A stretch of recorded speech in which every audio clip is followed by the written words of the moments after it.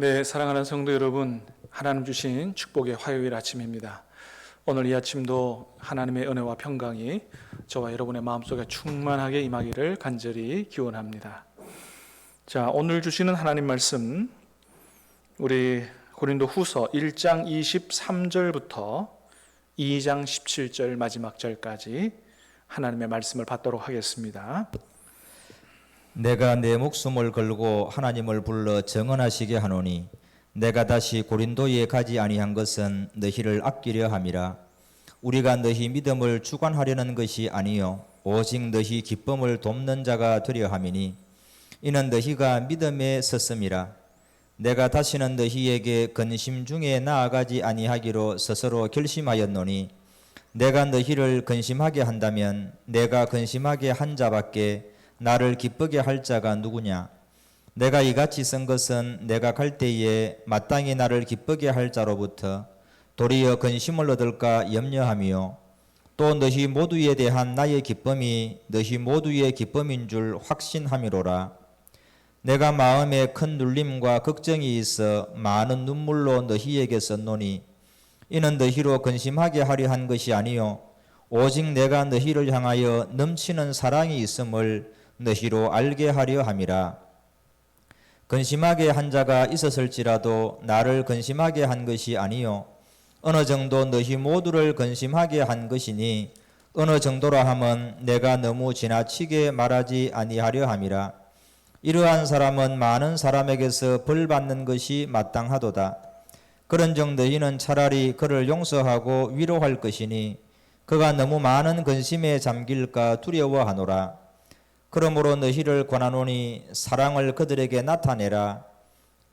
너희가 범사에 순종하는지 그 증거를 알고자 하여 내가 이것을 너희에게 썼노라.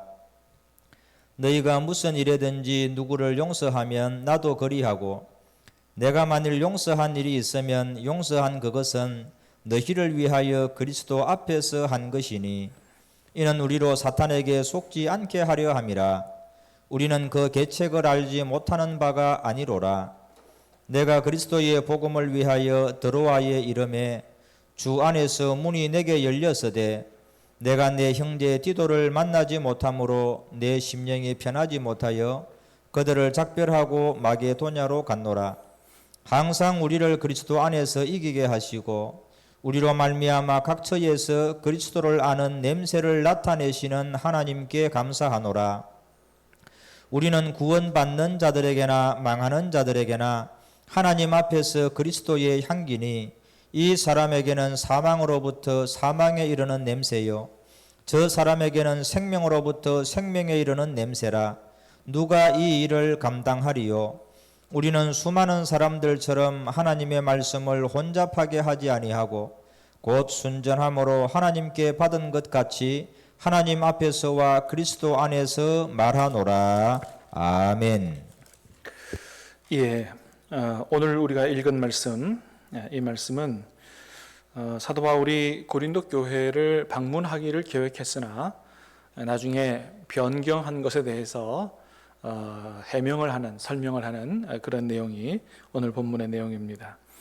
자, 1장 23절 말씀을 보면 그런 말씀이 있죠. 내가 다시 고린도에 가지 아니한 것은 너희를 아끼려 함이라. 아마도 고린도 교회를 방문하겠다고 계획을 했는데 변경한 것에 대해서 그 고린도 교회 안에서 거짓 교사들의 미혹을 받아서 사도 바울을 대적하는 대적자들, 그런 사람들이 사도 바울은 약속도 안 지키는 사람이라고 그렇게 해서 비난을 한 것으로 그렇게 보입니다. 자, 이에 대해서 먼저 사도 바울은 1장 17절에서 그런 얘기하죠. 이렇게 계획할 때에 어찌 경솔히 하였으리요. 또 계획하기를 육체를 따라 계획하여 예하면서 아니라 하는 일이 내게 있겠느냐. 한마디로 말하면 내가 고린도 교회, 내가 너희에게 방문하고자 했던 계획은 경솔하게 한 것 아니라 깊이 생각하지 않고 한 것도 아니고 그 다음에 육체를 따라 한 것도 아니다. 다시 말하면 내 육체적 편의대로 나를 위해서 고린도 교회 방문하는 것은 그저 유럽 여행길에 잠깐 들리려고 뭐 이런 게 아니라는 거예요. 여러분, 우리가 다 잘 아는 것처럼 고린도 사도 바울의 오매불망의 관심은, 그 마음은 교회에 가 있죠. 그래서 그 1차적으로 제일 중요한 것이 교회이기 때문에 경솔하게나 육체를 따라서 교회 방문을 계획한 게 아니다라고 하는 것이죠. 자, 그러면 왜 변경했느냐? 온다고 하면 와야지 왜 변경했느냐? 자, 2장 1절에 보니까 그렇게 얘기합니다. 내가 다시는 너희에게 근심 중에 나아가지 아니하기로 스스로 결심하였다. 여러분, 그렇잖아요. 고린도 교회를 사도 바울이 개척했는데 사도 바울이 오랜만에 이 고린도 교회 교인들을 만나면 서로 기쁘고 즐겁고 반갑고 그래야 되지 않겠습니까? 근데 근심을 가지고 나아가면 기뻐하고 즐거워하지 못하죠. 때로는 막 얼굴 붉히고 책망할 수도 있습니다. 이전에도 고린도 교회를 책망한 사도 바울이 또다시 가서 책망하고 싶지가 않은 거죠. 자, 그 왜 그러면 그렇게 사도 바울 마음속에 이 근심이 있었느냐? 5절에 보니까 2장 5절에 근심하게 한 자가 있었을지라도, 예, 그렇습니다. 고린도 교회 안에 사도 바울뿐만 아니고 고린도 교인들을 근심하게 한 사람이 있었다는 거예요. 교회 안에서 큰 무리를 일으켜서 교회를 굉장히 어렵게 한 사람들이 있었다. 누구겠습니까? 고린도 전서에서 우리가 잘 봐서 아는 것처럼 아마도 계모와의 음행하는 범죄를 저질렀던 사람이라든지 믿음의 형제들끼리 세상 법정에 나아가서 서로 싸우는 것 때문에 교회 위신을 다 떨어뜨린 것이라든지, 자, 이런 것들. 그래서 고린도 전서에서는 사도 바울이 특별히 음행한 사람에 대해서 너희가 어찌 이런 사람을 그냥 두었느냐, 적절하게 징계를 하고 회개하도록 해야 되지 않느냐, 그렇게 아주 무섭게 책망한 것을 보게 됩니다. 그 이후에 아마도 이 사람을 사도 바울의 이야기를 따라 징계했던 것으로 그렇게 보입니다. 왜냐하면 나중에 그를 용서하고 사랑하라고 그렇게 이야기하는 것을 보게 되죠. 자, 어쨌든 사도 바울의 이야기를 따라서 이 사람을 징계했습니다마는, 그런데 이제는 다른 문제가 하나 생긴 거예요. 그게 뭐냐 하면 큰 범죄를 저질렀던 그런 사람을 여전히 미워하고 용서하고 용납하지 않는 거예요. 사랑하지 않는 거예요. 그러니까 교회 안에 징계를 통해서 정의는 세웠는데 사랑을 잃어버린 교회가 됐다는 것이죠. 그래서 뭐라 그런다고요? 2장 7절에 보니까 그런즉 너희는 차라리 그를 용서하고 위로할 것이니, 8절에 그러므로 너희를 권하노니 사랑을 그들에게 나타내라. 여러분, 그렇습니다. 주님의 교회는 거룩한 공동체이기 때문에 범죄한 경우에는 적절한 징계가 있어야 되죠. 그리고 범죄한 성도는 그 교회의 징계를 달게 받고 정말로 진심으로 회개하고 하나님 앞에 바로 서야 되죠. 자, 그랬을 때 그 성도를 바라보는 교회는 어떤 입장을 취해야 됩니까? 정말로 그의 진실한 회개를 보면서 하나님이 그를 용납하신 것처럼 우리도 그를 용납하고 그를 더 뜨겁게 사랑해 줘서 그가 다른 교회로 갈 게 아니고 우리 교회 안에서 더 하나님 앞에 신실한 그리스도인으로 서도록 도와줘야 되는 것이죠. 자, 그런데 고린도 교회가 이걸 제대로 안 하고 있는 것입니다. 그러니까 고린도 교회가 정의는 세웠지만 사랑이 메말라버린 이런 교회가 되었다는 것이죠. 그런 교회를 바라보는 사도 바울의 마음은 너무 안 좋은 거예요. 자, 이런 마음을 가지고 그대로 가면 또다시 고린도 교회 교인들을 책망할 수 있는, 그렇게 될 것 같은 거죠. 그래서 교회 방문을 포기하고 어떻게 했느냐? 편지를 쓴 것입니다. 자, 4절에 보니까 이렇게 편지를 썼어요. 내가 마음에 큰 눌림과 걱정이 있어 많은 눈물로 너희에게 썼노니 이는 너희로 근심하게 하려 한 것이 아니요 오직 내가 너희를 향하여 넘치는 사랑이 있음을 너희로 알게 하려 함이라. 많은 눈물로 썼노니, 여러분 그렇습니다. 사도 바울은 사랑을 잃어버린 교회를 바라보면서 정말로 눈물을 흘리면서 기도하는 마음으로 편지를 썼다는 거예요. 여러분, 오늘날 한국 안에도, 한국 교회 안에도 이런 교회가 얼마나 많아요. 거룩하지 못한 교회, 사랑을 잃어버린 교회, 어떤 경우에는 날카로운 이성만 있고 사랑의 감정이 전혀 없는 교회. 우리 교회는 그런 교회가 절대로 되지 않게 되기를 간절히 바랍니다.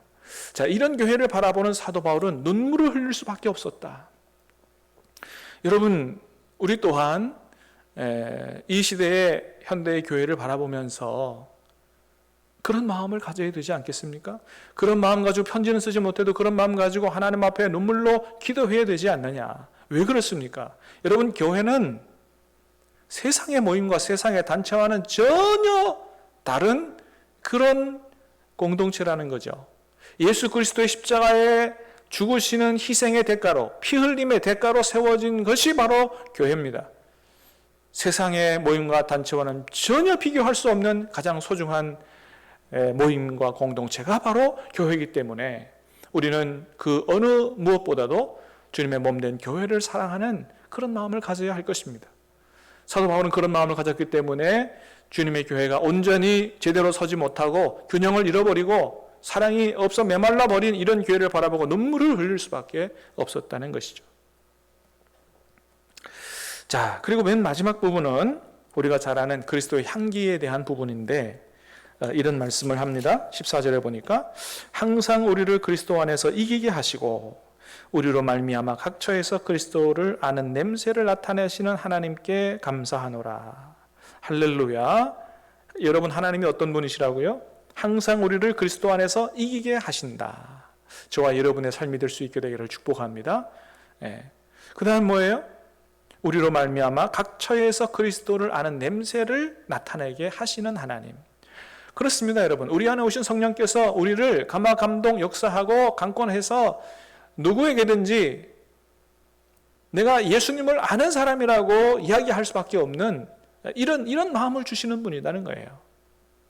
그저 조용히 숨어 지내는 그리스도인이 아니고 누구를 만나든지 각 처에서 그리스도 아는 냄새를 나타내고 그리스도의 향기로 살아가는 이런 사람들이 바로 하나님 구원하신 하나님 백성이요 예수님의 제자다라고 하는 것이죠. 사랑하는 여러분, 이번 추석 연휴 기간 동안에 누구를 만나든지 가족, 친지, 이웃 누구를 만나든지 그리스도 아는 냄새를 나타내는 그리고 그리스도의 향기를 피워내는, 그래서 모든 사람들이 우리 때문에, 예수님 때문에 즐겁고 행복한 그런 명절이 되도록 여러분 기도하시고 또 그렇게 살아갈 수 있게 되기를 주님의 이름으로 축복합니다. 기도하겠습니다. 은혜로우신 하나님, 감사합니다. 오늘 이 아침 말씀을 통해서 주님의 몸된 교회를 얼마나 뜨겁게 사랑했는지 사도 바울의 마음을 배울 수 있도록 은혜 주신 걸 감사합니다. 아버지 하나님, 우리는 교회를 향하여 어떤 마음을 가지고 있는지를 다시 한번 돌아보게 하시고 주님께서 피 흘려 세우신 교회를 진심으로 사랑하고 정말로 교회를 세우기 위하여 헌신한 사도 바울의 그런 모습을 닮아갈 수 있도록 도와주시옵소서. 또 우리는 그리스도의 향기라 하여 싸우니 하나님 어디서 누구를 만나든지 간에 주님 아는 냄새를 나타내게 하시고 정말 그리스도의 향기로 많은 사람들에게 유익을 제공하고 그렇게 하나님께 영광을 돌리는 그런 축복의 통로로 살아갈 수 있도록 주님 우리 안에 역사하여 주시옵소서. 예수님 이름으로 기도하옵나이다. 아멘.